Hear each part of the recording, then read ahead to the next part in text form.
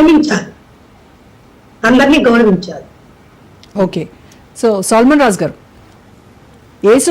యేసు ప్రభు చెప్పినా బైబిల్ చెప్పినా ప్రేమించమనే చెప్తోంది. కానీ మరి ఈ షాలిం రాజు ఏ విధంగా, అంటే ఏమి ఆశించి ఈ రకమైనటువంటి వ్యాఖ్యలు చేశాడంటారు? ఆయన ఆశించి మాట్లాడినా ఆశించకపోయి మాట్లాడినప్పటికీ కూడా మాట్లాడిన విషయం అనేది రాంగ్. దానికి ఖచ్చితంగా అపాలజీ ఇస్తే ఫినిష్ అయిపోతుంది. నెక్స్ట్ ఏంటంటే రాబోతున్నటువంటి తరంలో కానీ ప్రతి సేవకులు కానీ పాస్టర్ గారు కానీ క్రైస్తవులు ఎవరైనా సరే నోటిని నాలుకను భద్రం చేసుకునేవాడు ధన్యుడని బైబిల్ చెబుతా ఉంది.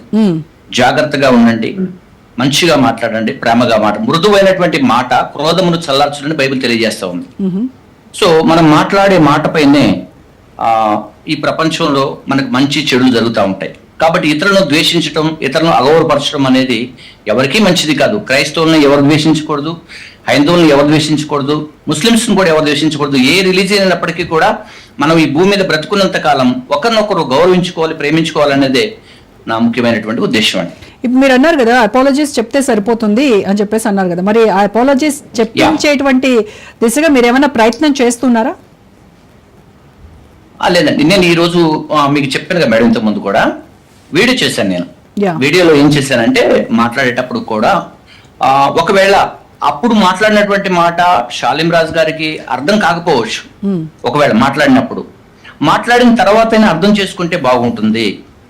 ఒకవేళ ఆ మాటల్లో దోషం లేదని మీరు అనుకోవచ్చు.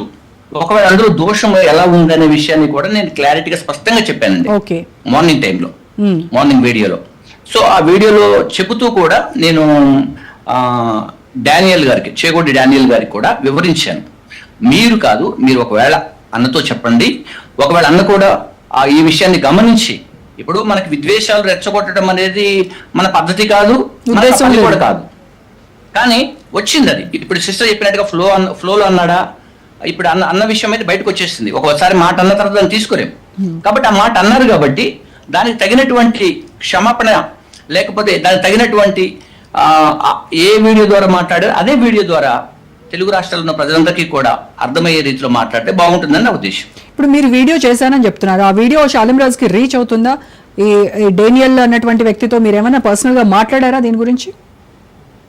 లేదండి, తను మీ ఛానల్తో మాట్లాడే ఆడియో విన్నానని చెప్పాను. మా ఛానల్తో మాట్లాడలేదండి, మేము ఎవరిని